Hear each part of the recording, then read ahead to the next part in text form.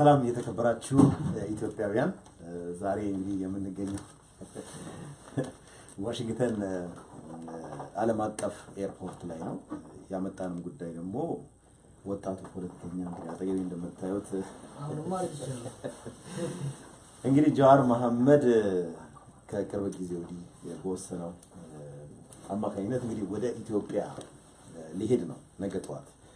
ከመሄዱ በፊት ግን እኛ እዚህ መተን ያለበት እንግዲህ ሆቴል አርፈን እንግዲህ አንዳንድ ነገር የመጨረሻ ልንቀበለው ነውና የሆነን ለመናገር መጀመሪያ ሰዓት ስላከበርኩ በጣም አመሰግናለሁ። ቃመ ገዛዛት ነበረብኝ እና ስራዎችን መጨረስ ነበረብኝ። ምን ያለው ሌት ይሆንኩ እንዴ አልነገርም ሰው ያበሻ ሰዓት ያላችሁ እናንተ ረላችሁ እንዴ ነገ ልትሄድ ነው ጀዋር። ምን ይመስላል ስሜት መጀመሪያ? ወል ልክ ለስራ ሌላ ሀገር እንደሚሄድ ሰው ነው የሚሰማኝ። እኮ ኢሞሽናሊ ድሬን ሆኛለሁ ማለት ይችላል። ስለዚህ ልክ ዩሮፕ እንደሚሄደው ሌላ ቦታ እንደሚሄደው የሚሰማኝ ፎርስ የሚሄደው ለስራ ስለሆነ ብዙም ልዩ ስሜት እየተሰማኝ አይደለም። ራሽናሊ ሳየው ግን ምን አይነት ማይልስቶን እንደሆነ በተለይ ደግሞ የትግሩን ምዕራፍ 2 የምንጀምርበት ስለሆነ ከፍተኛ ኃላፊነትና ከፍተኛ ግዴታ እንደሚጠብቀኝ ብዙም ስራ ከዚህ ከሰራሁት የበለጠ መስራት እንዳለብኝ ብዙ ስራ ሸክም እንደሚጠብቀኝ ነው የሚታየኝ። ግን በቀጥታ የምትሄድበት ዋናው ምክንያት ምንድን ነው? እንግዲህ በእሑድ ዕለት በፊንፊኔ ሚሌኒየም አዳራሽ ዝግጅት አለ። ሁለት ዓላማ አለው። አንደኛው የዛሬ 2 ዓመት በንቅናቄው ጊዜ በተቃውሞ ጊዜ በኦሮሚያ ሙሉ አንድ ትልቅ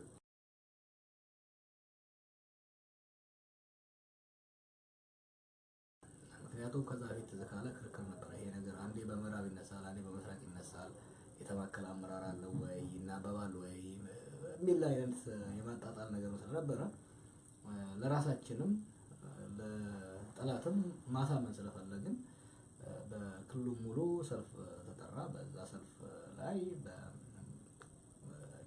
200-300 የሚጠጉ ከተሞች ውስጥ ቅልጥ ያለ ተቃውሞ በአንድ ሰዓት በአንድ አይነት መፈክር ህዝቡ ተነሳ። ያ ወሳኝ ነበር። ከዛ በኋላ ኢህአዴግ የሚባል መንግስት በዛ ጸባዩ መቀጠል እንደማይችል እርግጠኛ እኛም ሆነ እነሱ እርግጠኛ መሆን ጀመሩ። በተለይ በለውጥ የሚፈልጉ በዛ ውስጥ ያለው የነበሩት ኃይሎች እንግዲህ ወይ መገልበጥ ነው የሚለውን ስላዩት ወደፊት መጡ እና ቀጥሎ እነ ለማ ወደ ስልጣን የመጡበት ሁኔታ ነው የምታየው። እና ትግሉን ትራንስፎርም ከማድረግ ረገድም ወሳኝ ቀን ነበረ።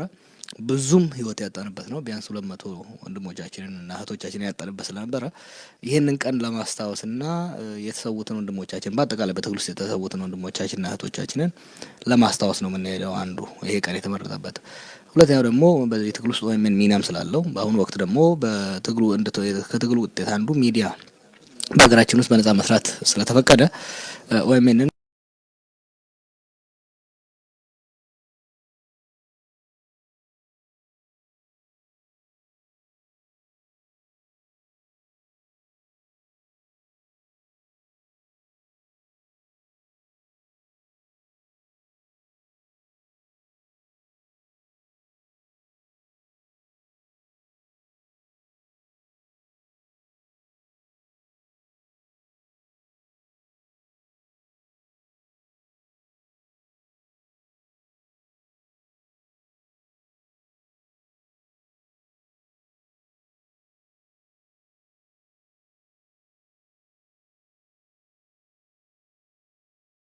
ህዝቡ ውስጥ ብዙ ስራ ሰርቷል። በጣም ትንሽ የሚዲያ ነች። አሁን በጣም ሰፊ ልትሄዱ ነው እንደ ጉና አሁን ቴሌቪዥኑንም 24 ሰዓት እናደርገዋለን። ሬዲዮ በኤፍኤምም ኤኤምም እንከፍታለን፣ በጋዜጣም እንከፍታለን። ከጎኑ ደግሞ በሪሰርች ይህንን ስራ የሚደግፍ የቲንክ ታንክ እናቋቁማለን። በኢትዮጵያ ብቻ ሳይሆን በጎረቤት ሀገሮችም ስራን ጀምረናል። ለምሳሌ ናይሮቢ በቅርብ የምንከፍት ይሆናል። በተለይ የአማርኛውንና የእንግሊዝኛውን ቋንቋ የአማርኛውን በተለይ በጣም ማስፋት እንፈልጋለን። በኢትዮጵያና በአካባቢው የሚዲያ ማርኬት ውስጥ አሸናፊ ሆነን ሞዴል ሆነን መቅረብ ነው የምንፈልገው። ስለዚህ ትልቅ ስትራቴጂ ነድፈን ትልቅ አላማ አንግበን ነው እየሄድን ያለ ነው። ይሄን የሚሰሩ ባለሙያዎች ኦልሬዲ እየገቡ ናቸው። ብዙዎችንም እያስገባን ነው። ከዚህ በፊት የነበሩን ብቻ ሳይሆን አዳዲስ ቴክኖሎጂዎችን አዳዲስ የስራ ሂደቶችን እናደርጋለን። በኢትዮጵያ ውስጥ ከፊንፊኔ ጨምሮ በብዙ ከተሞች ውስጥ መስሪያ ቤት እየከፈትን ነው። ኦልሬዲ በድሬዳዋ ስራ ጀምረናል። በሚቀጥለው ሳምንት በጅማ እንጀምራለን። ከዛ በሻሸመኔ በአምቦ በአይ ቲንክ ወደ 10 ምናምን ከተሞች ውስጥ በሚቀጥሉት 2 ወራት ስራ እንጀምራለን። ሶ በጣም በአግሬሲቭ እየሄድንበት ነው። ኦኬ እሺ። እንግዲህ አዲሱ ደግሞ የኢትዮጵያ ለውጥ ምን ዋስትና ቢሰጥ ነው ለመግባት የወሰንከው ወደ ኢትዮጵያ? ዋስትና ከፈለግ እኮ ድረስ ወደጀና ይከራ በረዶ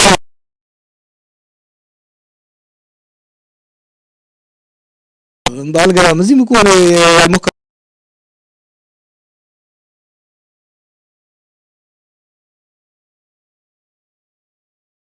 ነገር የለም።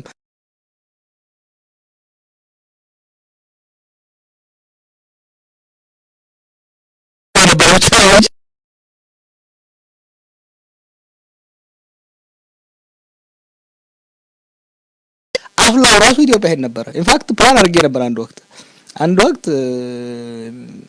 እነለማ ወደፊት ባይመጡና የውስጥ ለውጡ ገፍቶ በሪፎርም ትራንዚሽን ወደ የማምጣቱ ተስፋ እያደገ ባይመጣ ፕላን ቢ ውስጥ እንገባ ነበር። ፕላን ቢ ውስጥ ከገባን ትራንዚሽን ስሩ ሪቮሉሽን ውስጥ ነው የምንገባው። ለዛ ደግሞ ፕላን ያደረኩት ነበር ኢንክሉዲንግ በቀጥታ ሄዶ ቅልጥልጡን ለማውጣት። ስለዚህ እኔ ማንን ተማምነህ ነው? ህዝቤን እተማመናለሁ፣ እግዚአብሔርን እተማመናለሁ። ከዛ ወጣ ግን ማንንም አልተማመንም። ኦፍ ኮርስ መንግስት እንደ መንግስት ኃላፊነት አለበት። ግን ታጋይ ነኝ እንጂ ቱሪስት አይደለሁም። ኦኬ እንግዲህ ደግሞ የሴኩሪቲ ጉዳይ ካነሳን ደግሞ ልክ እንደውም አሁን እንግዲህ ኦቦ ጀዋር እንደ አንድ ቀበሌ ነዋሪ አዲስ አበባ ላይ ወይም ክልሎች ላይ እንደፈለገ ይንቀሳቀሳል። እንዴት አድርጌ እዚህ ዲሲ ውስጥ ነው እንቀሳቀሳቸው? ምክንያቱም ሰው መንገድ ላይ ሲያይ ለፎቶ ይዘሃል፣ ምን ያደርግሃል፣ ምን ያደርጋል። ከሴኩሪቲ ጋር የተገናኘ ሴኩሪቲው የኔ ብቻ እኮ አይደለም። ስታምፒድ ሊፈጠር ይችላል። አየህ በህዝቡ ስትሄድ ሰው ፍቅር አለው ትራለው ሲመጣ የሚፈጥረው ጀርመን አንድ ጊዜ ባለፈው ወር ጀርመን ነበርኩ እና ስብሰባ አድርጌ ሾልኬ እወጣለሁ ስል ለካ አይተውኛል። ግልብጥ ብለው ሲመጡ አንቀውኝ በቃ መተንፈስ ነው ያቃተኝ። ለእንትን ይከብዳል እንደዛ መሄድ። እኔ ደስ ባለኝ ነበር። እኔ አሁን ሚኒሶታም ብዙም ሰው ያለበት አካባቢ አይደለም ኖረው አንዳንዴ መንገድ ሲሄድ አሁን በተለይ የኛ ሰው ባለበት አካባቢ ሲሄድ መኪና ነው አቆንዳል ሃይዌይስ ነው መኪና የሚያቆመው ሰው ልክ ያበርኩ ነው ምን የሚመስላቸው በእግሬ ሲሄድ it will be difficult። ደስ ባለኝ ግን ለአትሊስት ትንሽ ፌድ እስካረግ ድረስ ያው ፌድ እኮ ታረጋለህ። ሁሉም የታወቀ ሰው ትንሽ ቆይቶ ወዙ እያለቀ ይሄዳል። በኋላ ውስጥ የተሻለ ፖፑላር ሲመጣ አሁን እና ፖፑላር የሆኑ ሲሄዱ እና ደግሞ ፖፑላር የሆኑ ሲሄዱ ሌሎች ደግሞ አዳዲሶች ሲመጡ እኛ ደግሞ ያው ወዛችን እያለቀ ህዝብ ውስጥ ያለን ነገር እንትን እያለ በዛው ጡረታ ትወጣለህ። እስከዛ ድረስ ግን የሚቻል ያኔ እንግዲህ ደግሞ አሁን ሄድህን ተከትሎ ደግሞ እንግዲህ ኢትዮጵያ የተወሰኑ ክልሎችን እየሄድክ እንደምትጎበኝ በተለይ ደግሞ የመቀሌው ትንሽ ትኩረት ሳብ ያደረገ ነበርና የዛ ፕሮግራም ምን አስመልክቶ የተለየ ሚሽን አለ እንዴ? አሁን ደግሞ ጎበኘው እኔ ቱሪስት አይደለሁም። ለስራ ነው የምትሄደው እንበል። እንደዛ አስተካክለው የምሄደው ኦፍ ኮርስ ይኸውልህ ቅድም የሁለተኛው ምዕራፍ ትግል ብያለሁ። የመጀመሪያው ትግል የአምባገነናዊ ስርዓትን የመለወጥ ስራ ነው። አምባገነናዊ ስርዓቶች ለህዝብ አላማ እንቅፋት ናቸው እንጂ እነሱን መጣል እነሱ መለወጥ it's not an end by itself, it's a means to an end። ጸረ ዲክቴተርሺፕ ጸረ አምባገነናዊ ትግል it's a means to an end። ኢንዱ ምንድነው? ህዝብ ሰላም እንዲኖረው፣ ዲሞክራሲ እንዲኖረው፣ ልማት እንዲኖረው ነው። እነዚህ ሶስት ደግሞ አይነጣጠሉም። ስለዚህ አንድ አምባገነን አሁን ያለ ስራ ወደ ዲሞክራሲ መሸጋገር ነው። ወደ ዲሞክራሲ ለመሸጋገር ማለት ወደ አምባገነናዊ አዲስ አምባገነናዊ ስርዓት እንዳይመጣ ወይ ደግሞ አሮጌ እንዳያሰራራ ማድረግ። ወደ ዲሞክራሲ እንደሚሸጋገር ደግሞ በሀገሪቷ ውስጥ ሰላምና መረጋጋት መኖር አለበት። ሰላምና መረጋጋት እንዲመጣ ደግሞ የተቃርኖ ያላቸው ማህበራዊና ፖለቲካዊ ቡድኖች የማቀራረብ ስራ መስራት ያስፈልጋል። እንዲሁም ደግሞ ሰላምም እንዲኖር ወደ ዲሞክራሲ እንዲሸጋገር ይሄ በትግራይችን የደቀቀው ኢኮኖሚ ደግሞ እንደገና ተመልሶ መነሳት ማንሰራራት አለበት። እነዚህ ሶስቱ አይለያዩም። ስለዚህ ባለኝ ተሰሚነትና ባለኝ እውቀት ባለኝ ልምድ በችግር አለባቸው ብዬ ግጭቶች አሉ ብዬ ወይ ደግሞ ኩርፊያ ስጋት አለባቸው በሚባሉ አካባቢዎች ላይ በመሄድ በዛ አካባቢ ባሉ የፖለቲካ አመራሮች፣ ምሁራኖች ከሰፊው ማህበረሰብ ጋር የማዳመጥ ስራ መስራት ፈልጋለሁ። የትግራይ ጉዳይ ለምን ሀሳብ እንደሳበ ይገባኛል፣ ግን መሆንም የለበትም። ስንታገል የትግራይ ህዝብ ላይ ያነጣጠረ ትግልም አላደረግንም። እንኳን ያን ህወሓት ተሸንፏል። ዛሬ ከተሸነፈ በኋላ የተሸነፈበት መደብደብ የለበትም። እነሱም ቢሆኑ የለውጡ አካል መሆን መቻል አለባቸው። በህወሓት ውስጥ እኮ ለውጥ ፈላጊ ብዙ ሰው ነበረ። ከኛ ጋር ሲሰራ የነበረ ብዙ ሰው ነበረ። ብዙ ለውጥ ፈላጊ በወታደራዊ ክንፉም በፖለቲካ ክንፉም ነበሩ። አሁንም ህወሓት ውስጥ በደንብ አሉ እና እነሱ ባይሆኑ ለውጥ የማይፈልጉትም ቢሆኑ ዛሬ ፖለቲካል ፓወሩን ሎስት አድርገውታል። ግን ህወሓት ስልጣን ላይ ስለነበረ ለረጅም ጊዜ ደግሞ በትግራይ ህዝብ ስም ስለነበረ የነሱ ጥፋት በትግራይ ህዝብ ላይ የሚላከክበት ሁኔታም ስለነበረ ትንሽ ከሌላው ህዝብ ጋር ትንሽ የመራራቅ ስጋት የመጣበት በተለይ ደግሞ ከትግራይ ከክልሉ ውጭ ላሉ የትግራይ ተወላጆች ጥቃትም ደርሶባቸዋል። ሊደርስብንም የሚለው ስጋት አለ። የተሸነፈውን ቡድን ደግሞ በህወሓት ውስጥ ለውጥ ሳይፈልግ የነበረው ቡድን ሄዶ ወደ መቀሌ መሽጓል የሚልም ጥርጣሬ አለ።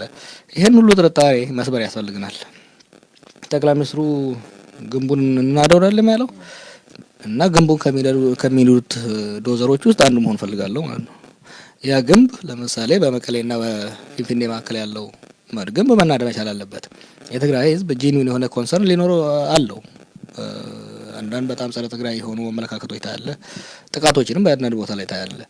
እነዚህን የእነሱን ምዛም ሄደው ምንድነው ስጋታቸው፣ መፍትሄው ምንድነው የሚለውን መጀመሪያ በማዳመጥ ከዛ ደግሞ በተቻለ መጠን ሙያዊ ምክርንና ትንታኔን መስጠት ፈልጋለሁ። ያ ብቻ በዛ ብቻ አይደለም። በአማራ ክልልም በጎንደርም በባህር ዳርም በመሄድ እዛ ካለው አመራርና ምሁራን ጋር መወያየት ፈልጋለሁ። እኔ ብቻ አይደለም፣ ፕሮፌሰር ዝቃኤልም ሌሎችም ከአገር ቤት የምንጨምራቸው ምሁራኖች ሆነን ሄደን መወያየት እንፈልጋለን። ወደ ምስራቁም በመሄድ በሶማሌ ክልልና በኦሮሚያ ክልል መካከል በጣም አሳዛኝ ግጭት ተካሂዶ ችግር ተፈጥሯል።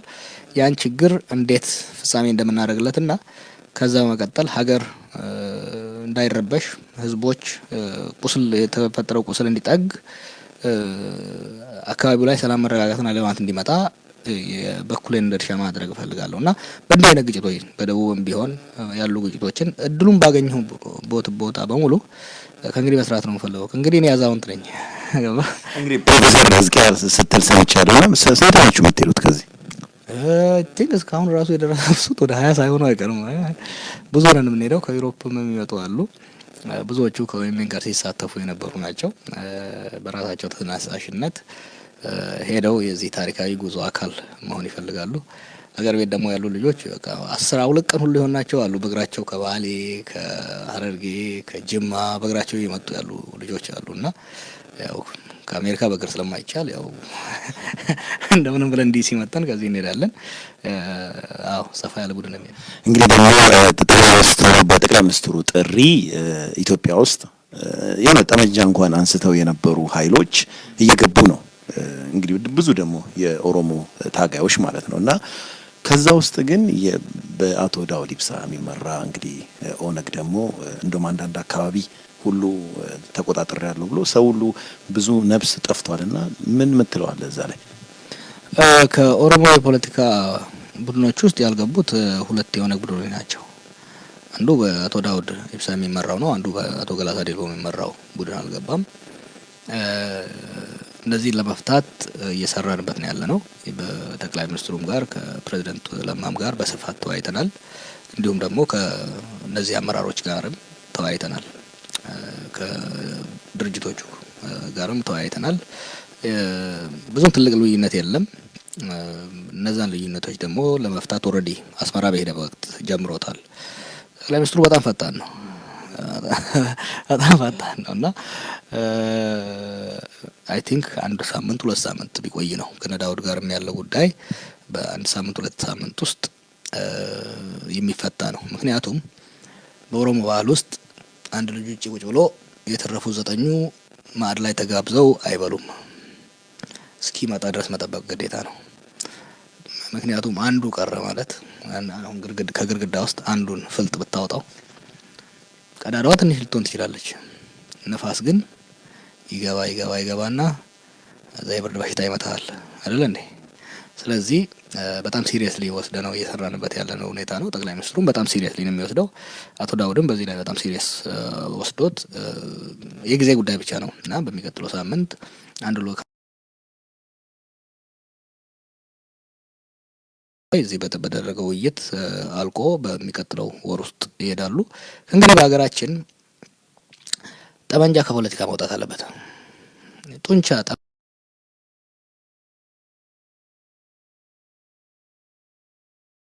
ምላስ እስክሪፕቶ ምናምን ነው ቆየት ያለበት። እንደውም ይሄን ስላስታወስከኝ ነው። ምናልባት ከ2-3 ዓመት በፊት እኮ ክርክር ነበር አይደል? ሰላማዊ ትግል ነው ወይንስ ደግሞ ጠመንጃ ነው? አሁን አልሳኝቷል። አይ ቲንክ አልሳኝቷል። ትዝ ይለኛል ከብዙዎቹ ጋር ተከራክሬ ያለው፣ ከኦነጎች ጋር ተከራክሬ ያለው፣ ከግንቦት ሰባቶች ጋር ተከራክሬ ያለው ከብዙዎቹ ጋር እና እና ትዝ ካለ ይሄንን የሰላማዊ ትግል መጽሐፍቶችን ሳከፋፈል ምንድነው ደግሞ የፈሪ እንደው ይሄን የሚያክል ያደግን የሚያክል ሰይጣን ይሄ አንተ የምታወራው እኮ በቃ ህግን በሚያውቅ በሰለጠነ መንግስት ውስጥ ነው። የህንድን ኤግዛምፕል ሳነሳ ህንድ እኮ እንግሊዝ እኮ ነች፣ እንግሊዝ የሰለጠነች ሀገር ነች ይሉ ነበረ። ወደ ግብጽ ደግሞ ሲመጣ ግብጾች እኮ አንድ ሀገር ናቸው፣ የብሔር ምንም ችግር የለባቸውም ይላሉ። እና ብዙ አይ ቲንክ ወደ 20 ሺህ መጽሐፍ አከፋፍያለሁ። ከዛም ተርጉሜ ብዙዎች ደግሞ ተርጉሜ ነበር፣ በአፋን ኦሮሞም በአማርኛም ተርጉሜ ነበረ። በሂደት ግን ፍትህ መፍትሄ ያገኘ። ምክንያቱም ያጠናው ጉዳይ ስለነበረ ነበር የምከራከረው የዛ ጊዜ። እኔ በጣም ጦረኛ ነኝ ነበርኩ፣ አሁን እንኳን ትቻለሁ እና ግን እንዴ መሰለኝ የጀመርኩት እንትን እያለሁ ስታንፈርድ እያለሁ ማርቲን ሉተር ኪንግ ኢንስቲትዩት ውስጥ ኮርስ ወስድ ነበረና ከፕሮፌሰሩ ጋር ተዋወቅን። ክሌሞ ካርሰን ይባላል፣ የእሱ ባዮግራፊ የጻፈ ሰው ነው። እና ስለ ሰላማዊ ትግል በዚህ በኖርዝ አሜሪካ የተካሄደውን ሳየው መጀመሪያ ዲስሚስ እያደረኩት ነበር። እያጠናው በሄድኩ ቁጥር ትንሽ እየመሰጠኝ መጣ። እዛ ያ ሰው ወደ ህንድ ላከኝና የጋንዲን ሂደት አብረን ይሄን ነው ከሱም ጋር ማጠናን። ከዛ ሞር ገፋ አልኩ። እዛ ደግሞ ዲሲ መጥቼ እዚህ አይሲኤንሲ የሚባል ሴንተር አለ፣ በዚህ ላይ ስፔሻላይዝ የሚያደርግ ከነሱና አይንስታይን ኢንስቲትዩት ሃርቫርድ ካለው ጋር ሞር ጠለቅ ባለ መልኩ አጠናሁት። አጠናው ጊዜ እቺ ነገር ሳትሰራ አትቀርም ለኛ ሀገር ወደሚለው ገባው እና ክርክሩን አቅርቡ ነበረ በኢትዮ ኤርትራን ፎረም። አሁን የኢትዮ ኤርትራ ነገር ሲፈታ በጣም ይገርመኛል። ሳኖዜ አቅርቤ ነበረ። ኢትዮና ኤርትራ ውስጥ መፍትሄ የሚመጣው በሁለቱ አገሮች ወይ በአንዱ ወይ በሁለቱም በሰላማዊ ትግል በሚደረግ እንቅስቃሴ ዲሞክራሲ ከመጣ ብቻ ነው ብዬ ተከራከር። ይሄ ደግሞ አበደ እንደ 100,000 ወታደር ባድመ ላይ ያለ እና ኢት ወርክድ በጣም ግን ኢምፕረስ የሚያደርገኝ በተለይ በቀሮቹ የማሰልጠን ስራ እንሰራ ነበረ፣ ሊትሬቸርን እንትን እናደርግ ነበረ። ከቲዮሪው ካነበብኩት የበለጠ እኮ ነው የሰሩት። ኢትስ ኢንክሬዲብል የነበረው ብሬን የነበረው ክሪኤቲቪቲ። እንትን ሼሚንግ የሚባል ነገር አለ። አሁን ፐብሊክ ሼሚንግ የምታደርገው ስትራቴጂ አለ። ማለትም ኦፖነንትህን የምታዋርድበት፣ ዝቅ የምታደርገው፣ ሞራሉ የምትሰብርበት እና ትናንትና አስታወሱ ልጆቹ አንድ ጊዜ ምን አደረጉ መሰለህ? እዚህ አርሲ ውስጥ ነው መሰለኝ ነገሌ ሲገለው የሚባል አካባቢ ውሻ ይዘው የኦፒዲዮን ባንዲራ ጭራላስ ነው ለቀቋት። ካድሬዎቹ አባረው ውሻዋ ባንዲራውን ይዛ ገጠር ገባች። ከዛ ማግስቱ ስትመለስ ፈልገው በሩቁ በጥይት ገደሏት እና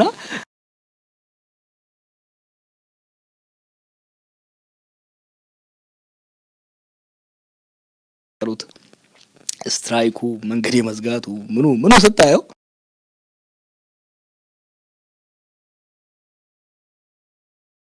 የኢህአዴግ ባለስልጣን በቅርብ ሲናገር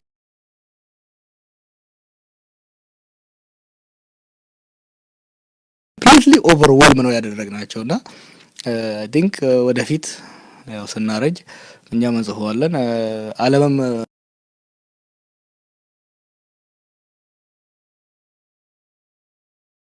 ታክቲካል ኢኖቬሽን በታክቲካል ማኑቨሪንግ በጣም እንደው እንደ አንድ ተመራማሪ ወጥቼ ባየው በጣም ለስንት የሚለኝ የሚያስተኛ አይነት ስራ ነበር የሰራው እና መልስ አግኝቷል። ጠመንጃ ይሻላል እንግዲህ ደግሞ አሁን ኦፒዲዮ ስትል ከኦፒዲዮ ጋር ተያይዘ ብዙ ጊዜ ስም ይነሳ ነበረ፣ ትታማም ነበር። በቅርቡ ደግሞ በሰጠው መግለጫ እንግዲህ እውነታውን እወቁት አይነት ነገር ነግረህናል እና የእውነት ግንኙነት ነበራችሁ? ማለት ነው መሰለህ አሁን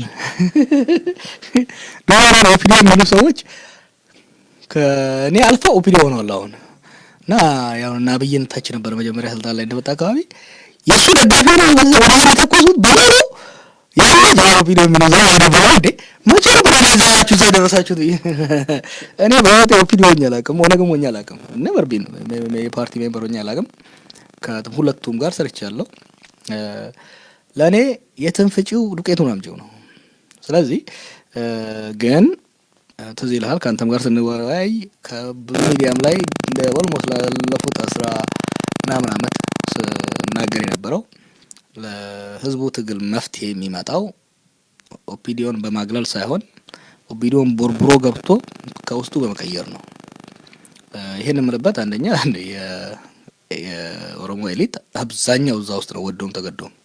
ስለዚህ ይሄንን ሊኔት አድርገህ የምታደርገው አይነት ትግል የሚያዋጣ አልነበረም። ሁለተኛ ደግሞ ስፈራ የነበረው ሪቮሉሽን ኤግዛይቲንግ ነው፣ አብዮት በጣም ኤግዛይቲንግ ነው። ግን ብዙ አብዮቶች ወደ ዲሞክራሲ አይወስዱ። በአብዮት እንደዚህ ያለው መንግስት ፍርክስኩሱን አውጥተህ ስታመጣው የሚመጣው አዲስ አመራርም አምባገነናዊ ነው የሚሆነው ወይ ደግሞ ወደ ሀገር ብጥብጥ ነው የሚሄደው። ስለዚህ አይዲያሊ ትራንዚሽን ስሩ ሪፎርም እዛው ያ መንግስት ያንኑ መንግስት ገልብጠው ለውጠው በውስጥ ያሉ የለውጥ ፈላጊዎችን አጠናክረህ ስታመጣ የሚመጣው ሞር ሰስቴናብል የሆነ የዲሞክራሲ ቻንሱ በጣም የተሻለ ነው። ለዛ ነው ብዙ እኔ ጊዜንም ጉልበቴንም በእነሱ ላይ ፎከስ አድርጌ ስራ የነበረው። ካሰብኩት በላይ ነው የተሳካው።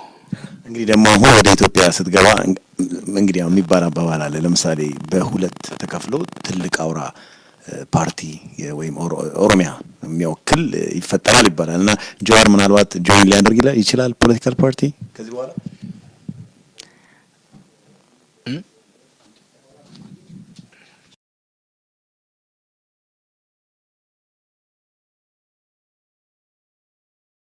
እኔ ስልጣንም አልፈልግም፣ የመንግስትንም የፓርቲንም ስልጣን አልፈልግም። እንዳንድ ምሁር፣ እንዳንድ አክቲቪስት፣ እንዳንድ የሚዲያ ሰው ቀጥዬ ከ2-3 ዓመት በኋላ ቀስዬ ፌድ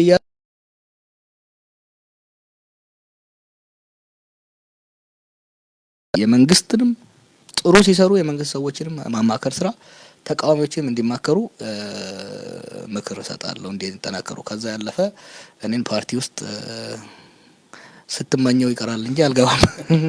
እሺ ወደ መጨረሻ ማደረገው ሰሞኑን ለ5 ቀን የኢትዮጵያ ጠቅላይ ሚኒስትር እንግዲህ አብይ ትልቅ ቡድን እዚህ መጥቶ ከዲያስፖራ ወይም ደግሞ እዚህ ከተወለዱት ጋር ግንኙነት አድርጎ ነበረ። ረጅም ውይይት ነበረ በየስቴቱ እና እንዳገኘው መጀመር አሪፍ ነው። እንዳለ ጠቅላላ ድምራቸውን ይዘው ሄደው ከዚህ ቀጥታ ይዘው ሄደው ዲያስፖራ ነገሩ በቃሉ ብቻ አይደለም። አየህ ዱረም እንደመለስ እያሉ አንድ የምለው ነገር ምጽፎ ነገር ነበረ። በጣም ብዙ ያወጣ ነበር መለስ አይ ቲንክ እስከ 40 ሚሊዮን ምናምን ዲያስፖራውን ለመያዝ የዲያስፖራ አፌርስ ሚኒስቴር ቋቋቁሞ ነበረ እና ይሄ ተዘዋስተ ማን